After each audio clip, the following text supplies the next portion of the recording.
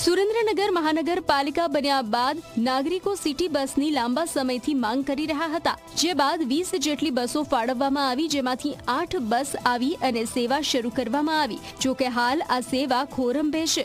8 બસોમાંથી હવે 4 રૂટ જ ચાલુ છે, બાકીના રૂટ બંધ કરી દેવામાં આવતા લોકો પરેશાન થઈ ગયા છે।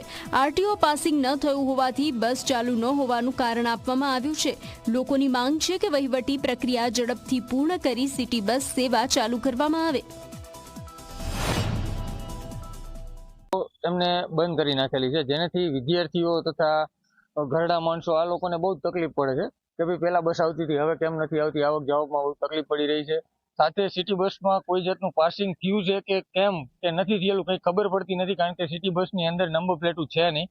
એજન્સી દ્વારા આરટીઓ પરમિશન ની અભાવે આપણે તાકીદે એક બસ રૂટ બંધ કરાવેલ હતી, જેની પ્રક્રિયા અત્યારે પૂર્ણ થઈ ગઈ છે।